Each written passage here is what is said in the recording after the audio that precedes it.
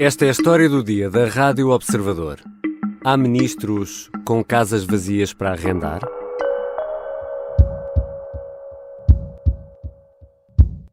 Chamo a atenção que não se trata de expropriar sequer a propriedade que está devoluta. Se trata-se de fazer um arrendamento obrigatório, onde o Estado pagará ao proprietário a renda que é legítima. António Costa apresentava o pacote do Governo para a habitação no final da reunião do Conselho de Ministros a 16 de fevereiro. A possibilidade de forçar proprietários a arrendar casas devolutas é uma das medidas mais polémicas e que mais dúvidas levantam. O Observador perguntou quantas casas tem cada ministro e se essas casas estão vazias.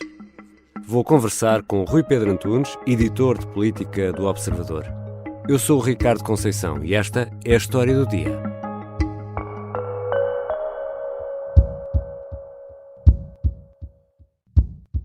Bem-vindo, Rui Pedro Antunes. Olá, Ricardo. Rui Pedro, qual é a ideia do Governo para as casas vazias? Bom, a ideia principal do Governo é pegar nas casas todas que estão vazias e tentar colocá-las no mercado, ou pelo menos o máximo número possível dessas casas. O que está a assustar os proprietários é a maneira como o Governo quer fazer isso e a tal hipótese de haver o tal arrendamento coercivo, ou para dar uma palavra mais fácil, um arrendamento forçado de quem não tem essas casas no mercado. Mas essa ameaça existe. Existe porque partiu precisamente deste pacote, desta reforma que o Governo quis fazer para chocar um bocadinho. Foi um bocadinho, antes falava-se do choque tecnológico. E do choque fiscal. Choque fiscal, choque tecnológico. Isto aqui é um choque de habitação. Habitacional.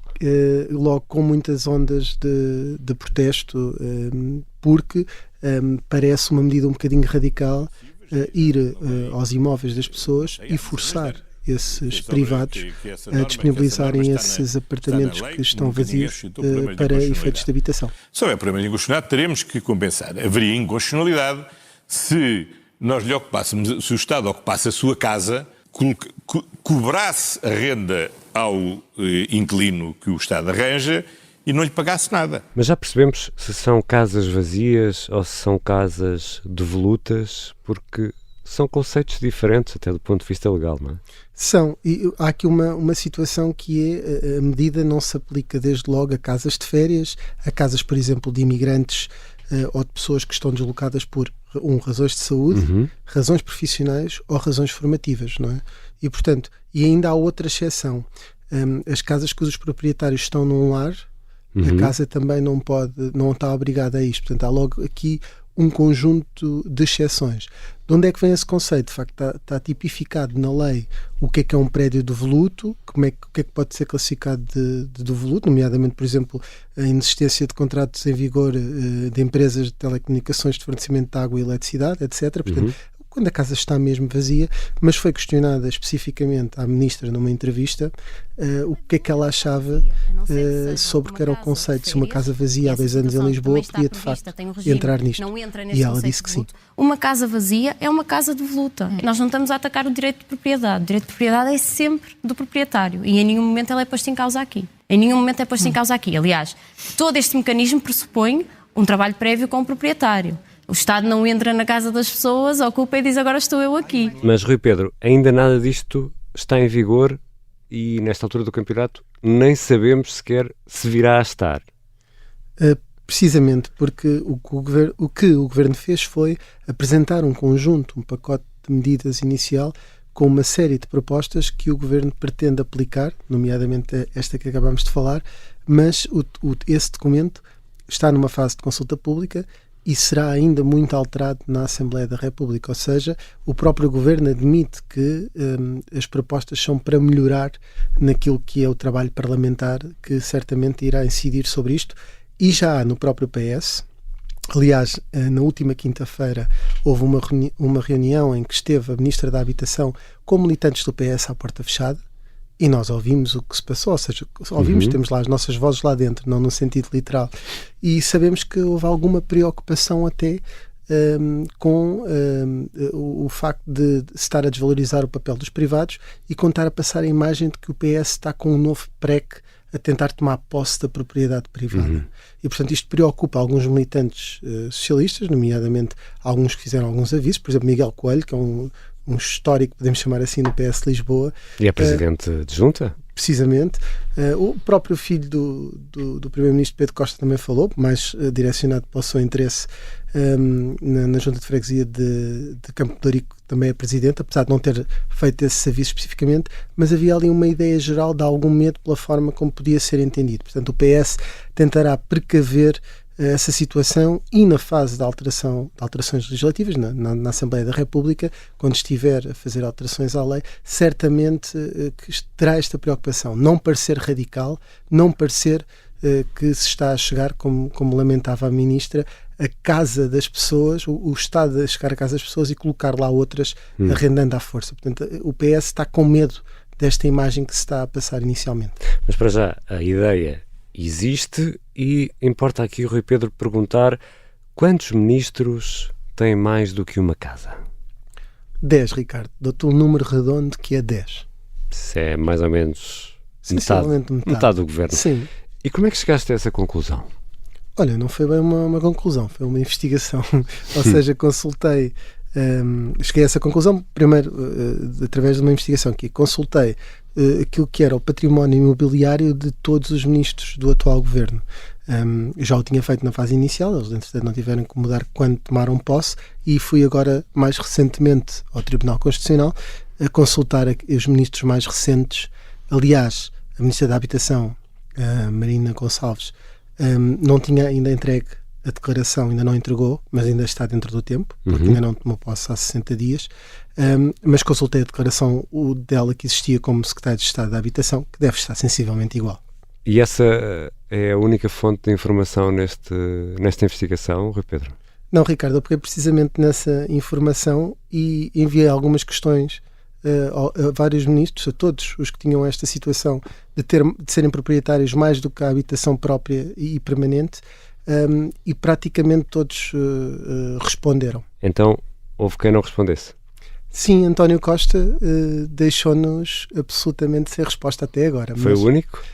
Foi o único, mas há aqui uma situação. Há quem tenha respondido com mais transparência e quem tenha respondido com menos transparência. Há quem responda apenas com uma frase a dizer: bom, os meus prédios, de acordo com a lei, não são devolutos, e há quem seja específico a dizer qual é a situação de cada imóvel.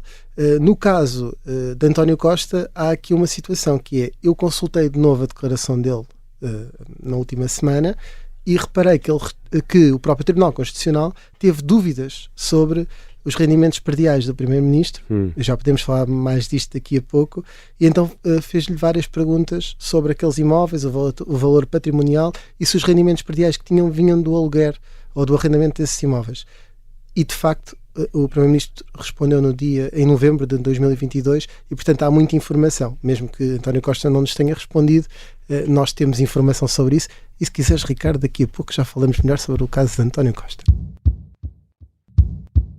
Já voltamos à conversa com o editor de política do Observador, Rui Pedro Antunes. Os ministros que têm casas vazias podem ou não ser forçados a arrendá-las? Conservatism. Conservatismo. Conservatismo. Conservatismo. Conservatismo. Conservadorismo. Conservadorismo. A palavra conservadorismo anda nas bocas do mundo. Mas será que sabemos o que ela quer dizer? O conservadorismo é de direita ou é a direita que é conservadora? Miguel Morgado vem à Academia Observador responder a estas e a outras questões. Inscreva-se. Academia Observador. Grandes cursos a pequenos preços. Esta é uma história de intrigas, segredos e traições. É uma história de agentes secretos e de um agente secreto em particular. Vladimir Vladimirovich Putin.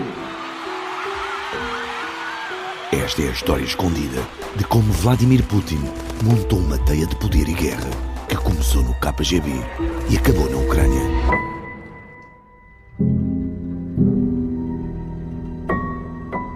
Um espião no Kremlin é uma série para ouvir em 6 episódios que faz parte dos Podcast Plus do Observador.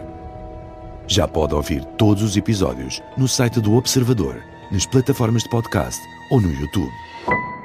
Os Podcast Plus do Observador têm o apoio da Onda Automóveis. Estamos de regresso à conversa com o editor de política do Observador, Rui Pedro Antunes. Rui Pedro, há muitas casas para arrendar no governo?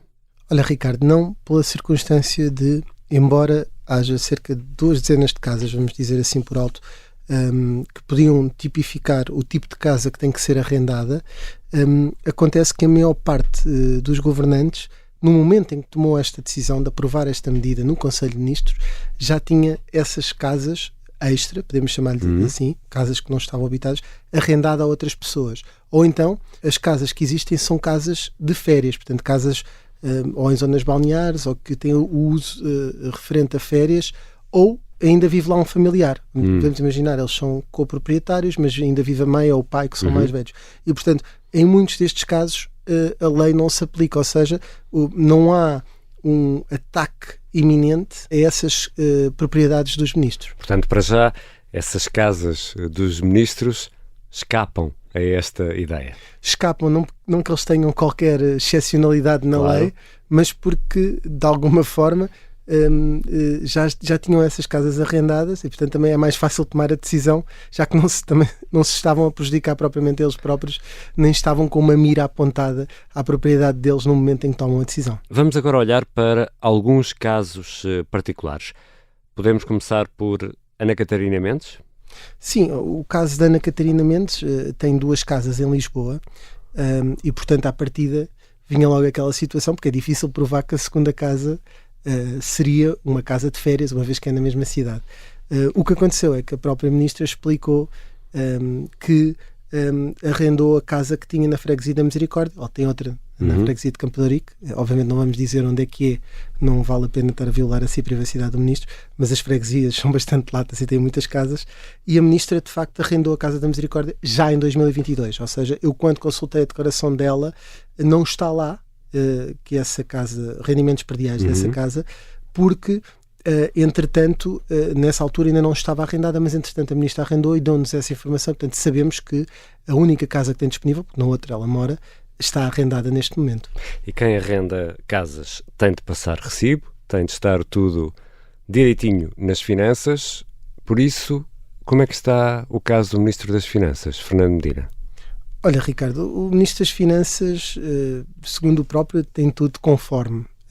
Ele em Lisboa tem um T4, que por acaso na altura foi notícia no Observador, porque nas Avenidas Novas, porque ele não declarou ao Tribunal Constitucional, o preço desse apartamento era igual ao que os sogros que viviam no mesmo prédio, num apartamento igual, tinham pago 6 anos antes. Enfim, depois havia outras confusões que não vale a pena estar a amassar, isto já foi há alguns anos, digamos que há quase 6 anos, também 5, 6 anos, mas havia logo uma polémica nessa casa. Nessa casa tudo ok, não está sujeito a nada, porque Fernando Medina vive lá. Depois, o próprio Fernando Medina tem uma série de terrenos e habitações fora de Lisboa, que vem de uma herança que teve na zona de Celurico de Basto, Vila Real, etc., nestas 2 zonas que eu estou a dizer, e o que nós fizemos foi perguntar se de facto estavam ocupados. O que acontece é precisamente isto. Em Vila Real trata-se de um armazém, não numa casa, portanto não estaria desde logo sujeita a isto, mas está arrendado há vários anos. Portanto, esse armazém de família, herdade de família, está há vários anos. E depois há, de facto, um prémio urbano em Celurico de Basto, terra da avó Joaquina de Marcelo Rebelo de Sousa, já agora. Uma terra que o Presidente da República tem uma grande ligação. O Ministro das Finanças disse-nos que, de facto, a casa está há vários anos à venda na Remax. Portanto, ele está a tentar vender a casa. Está no mercado. Se calhar, se o Governo for lá e tomar posse da casa, até o ajuda, porque rentabiliza a casa, porque, de facto, a família não consegue rentabilizar aquela casa. Portanto, até ver, Fernando Medina tem tudo conforme. E depois ele, de facto, tem mais algum património imobiliário, mas estamos a falar de terrenos agrícolas, até vendeu uma parte de uma vinha recentemente e tem tudo declarado. O Ministro das Finanças tem que ter muita atenção a estas coisas. Houve muita gente que se assustou e que se assusta com esta ideia e dos potenciais efeitos desta ideia no mercado imobiliário, por isso vamos falar de economia. O Ministro da Economia, António Costa e Silva, Rui Pedro. Olha, o Ministro da Economia é uma daquelas pessoas que, como eu dizia há pouco, mais colaborativos, menos colaborativos. Vou-te ler a resposta na íntegra. Prometo não amassar ninguém. E responde, eu fiz algumas questões sobre as tais habitações que ele tem. Na verdade tem 3, uma na Alameda, uma em Sobral da Lagoa e uma terceira, um contrato. Na altura que eu consultei, ele estava em contrato de promessa, mas já comprou a casa em Quarteira, no Algarve. E eu fiz algumas questões sobre isto e o Ministro respondeu o seguinte: relativamente às questões colocadas, somos a informar que os imóveis referidos não estão devolutos de acordo com a legislação em vigor. Decreto-Lei 159/2006, atualizado pelo Decreto-Lei 67/2019. Queres saber mais? Vai consultar o registro predial, mas não me chateis. Basicamente, o que o Ministro diz é, não dá justificações sobre onde é que mora, mas diz, atenção, olha, não estão devolutos. Portanto, ou mora lá um filho, ou são casas de férias, isso fica para nós adivinharmos. Eu, sem ser preciso ser evidente, diria uma coisa, que esta casa no Algarve é uma casa de férias. E a Ministra da Habitação? A Ministra da Habitação é um caso curioso, Ricardo. Estamos a falar até aqui de pessoas que têm casas, mais do que uma casa, e por isso é que nós fomos ver se os ministros estariam de facto abrangidos por este arrendamento coercivo caso ele fosse aplicado. E neste caso, nós temos outros casos, como por exemplo o José Luís Carneiro tem apenas uma casa própria de habitação no Porto, etc. E o caso de Marina Gonçalves, que foi o que tu perguntaste, também tem só uma habitação. E porquê que é curioso e porquê que eu acho interessante falarmos deste caso? Porque a Ministra, como está deslocada em trabalho, ela é de Caminha, na freguesia de Cristelo, Caminha, e comprou lá uma casa. E de facto, ela, como mora em Lisboa, porque a Ministra da Habitação tem que morar aqui, suponho que numa casa arrendada, uma vez que ela não é proprietária de nenhuma casa em Lisboa, o que ela fez foi arrendar a casa.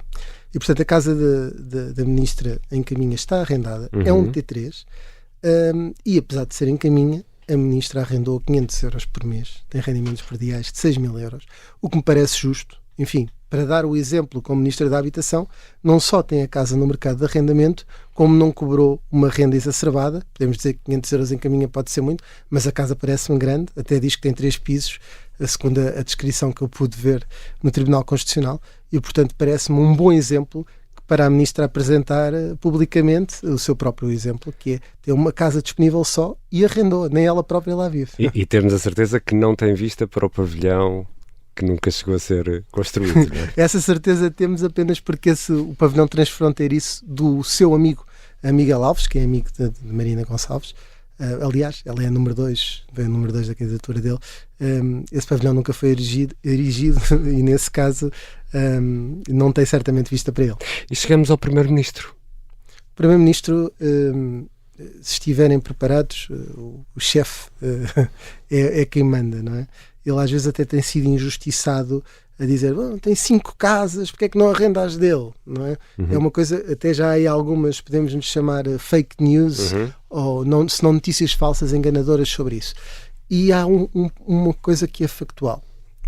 Não ia ser redundante para dizer que há um facto que é factual, mas há vários factos aqui, que é, António Costa tem de facto 5 casas, ou vai ter. Isto porquê? Ele é comprador de uma casa, onde ainda não mora, mas arrenda uma próxima, que ele não é o proprietário dessa casa, paga uma renda de 1.800 euros mensais. E perto dessa casa está em construção um condomínio, até com algum luxo, para onde ele irá morar, à partida para onde tem um. Portanto, contamos essa casa, uma. Depois tem mais 2 casas, uma na freguesia de Santa Clara e outra na freguesia de Penha de França, em Lisboa. Portanto, à partida não seriam de férias. Só que o que é que o Primeiro-Ministro fez? E isso está naquele ofício que enviou para o Tribunal Constitucional em novembro. Arrendou as 2 casas. Portanto, ele próprio também tem aqui um bom exemplo a dar. E tu perguntas, 5 menos 3, ainda sobram 2. Estão arrendadas? E eu respondo, não estão. Porquê? Uma é de férias. Quase que me dispensas, não é? Não. Vamos lá às 2 que faltam. Vamos lá às 2. E nessas 2 que faltam, uma é no Algarve, e portanto é uma casa de família, que também vem já do pai, herdada, e portanto é uma casa que António Costa usa nas férias, e é conhecido. E a segunda casa é em Margão, na Índia, também é de herança. Ora, como não creio que na Índia ou no sul da Índia haja um problema de habitação, António Costa não tem que arrendar, até porque ele confessou ao Tribunal Constitucional que tem ali problemas de perceber documentação, como é que aquilo está dividido, etc. na Índia. E a do Algarve não tem que arrendar porque é de férias. Portanto, eu diria que o Primeiro-Ministro, neste aspecto, está completamente blindado, não há nenhuma casa dele que não esteja arrendada neste momento ou que não seja para um uso daqueles que iliba os proprietários de verem a sua, ou imuniza, deixa os imunes a verem a sua casa arrendada de forma coerciva. Resumindo, Rui Pedro, há ministros neste governo que têm mais do que uma casa, mas essas casas não estão elegíveis para um eventual arrendamento forçado. Precisamente, Ricardo, nós quando partimos para esta situação nunca saberíamos o que íamos encontrar. E, portanto, o que podia acontecer aqui era haver 40 casas dos ministros que estavam sujeitas ao arrendamento coercivo. Neste caso, o que sabemos temos outra conclusão, que é a seguinte: os ministros, no momento em que partiram e que tomaram uma decisão, sabiam que a decisão não os ia afetar particularmente. E podemos dizer, também não afeta 2, 3 milhões de jovens que não têm casa e, portanto, não vão sofrer com isso e até vão beneficiar. Mas eles sabiam, no momento em que tomaram a decisão, não estou a dizer, não é legítima, não é? É uma decisão que é legítima, que não iam ser afetados por isto. Ou seja, nenhum deles era um grande proprietário, o maior até é o Primeiro-Ministro. Enfim, pode haver uns com casas mais valorosas, não vamos a este detalhe agora aqui. Mas o maior proprietário em termos de quantidade até é o Primeiro-Ministro, mas essas casas ou já estão arrendadas ou não se aplica e, portanto, quando tomaram a decisão sabendo que de uma forma ou de outra não seriam afetados. Obrigado, Rui Pedro. Obrigado, Ricardo.